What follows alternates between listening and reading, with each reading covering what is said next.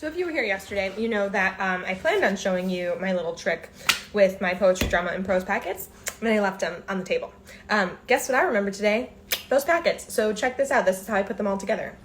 I am going to give you fair warning that yes, I do use one sheet of Astrobites paper for each of these packets. I do completely realize that not everybody has access to that at their school. I myself worked in a school where you had to like beg, borrow, and plead for any colored paper whatsoever. But I've been fortunate enough to then work at a school who provided everything for us, in colored paper wise, not like, sometimes I didn't have heat. So let me show you how I use these Astrobites to make sure that nobody loses their materials. All right, I flipped you around. So I use a colored sheet of Astrobites. This is actually cardstock one. Usually I just use a regular piece of paper, and it works out just fine. So the very fronts of these packets for my poetry, drama, and then prose, I don't create like a cover page. I just use the vocab page as the very front cover. And then when I copy these, I do this manually. So I'm not going to lie, I do have to staple these packets independently, but it does save me time because nobody loses these. Because when I say, go in your folder and find your blue packet, people are able to actually find it very, very, very easily because this stands out. I am really hoping that these don't upload out of order for you, but I do want to give you a disclaimer too. Some of these they're going to look pretty thick, but this is just the one-sided copy that I put through the copier. So I do this double-sided. So this is actually going to be half as thick here. So let me show you the order of the pages that we go in and how we go through all of elements of poetry, drama, and prose in 3 units in a row, super easily. All right, front cover, this has nothing on the back of it because it's the cover. For the very first page, we have the vocab again. For the kids who may have like an IEP or some sort of writing accommodation, I will swap this out with this page where the kids are just writing the element down and it already has the definition. I'm sure that if you teach upper elementary, you understand the difference between using the two of these. So that's the very first page. Yes, it is on the front page, but I do think it's important for them to have their own definitions here too. All right. Then we're going strictly just through the elements. So they're labeling this simple poem right here. So they're using all of the vocab from that page on here.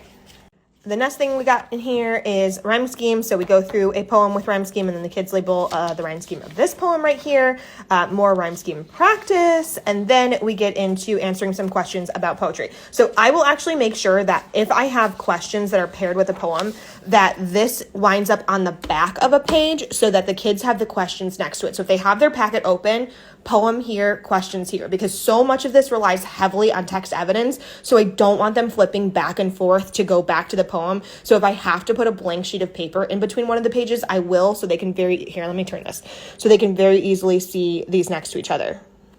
So as you can see, we're going through things like mood and theme. Again, these would be side by side, paired questions here. And then, so this is just our poetry packet. And then I do have we have tons and tons and tons of practice with poetry activities. And then, so most of what you just saw is done either whole group or independently, like after we do like a whole group lesson and then my kids will do it independently.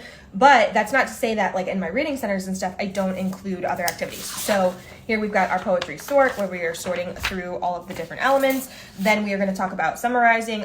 As you can see, this can be used for poems, drama, and prose. So that's really nice because the kids can just check it off and you can include that in your centers with different passages and texts. So here is a theme one. And then we have a graphic organizer that includes summary, theme, there's some questions down here, and then 5 sentences, words and phrases, and figurative language that may be used in it. So perfect review for standardized testing coming up. Once poetry is done, we go on to drama. Same exact process here. I've got all of our questions. These are a little bit backwards and out of order. But the drama and then the paired questions, of course, they would be next to each other. And then we would go back into reading centers and include the same types of activities like sorts and graphic organizers and things like that. And then once we're done with our prose unit, which is exactly the same process, obviously using prose, then we do this.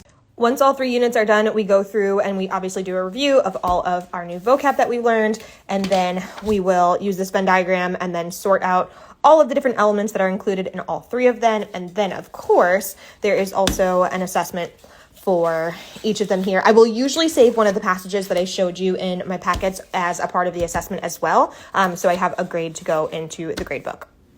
Okay, that's my Elements of Poetry, Drama, and Prose unit. Boom, boom, boom, 3 units in a row. Then we review, then we do Venn diagram comparing and contrasting each of those.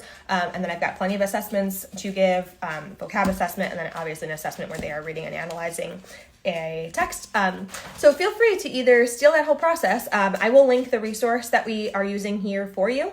It is from the Teacher Next Door. It's $6. Might be $7. I think it's $6. That everything is in there, and then everything is also in digital too. I prefer print personally. I know many of you do as well, but those are all available either on Google Slides or Google Forms. So I will link it here for you.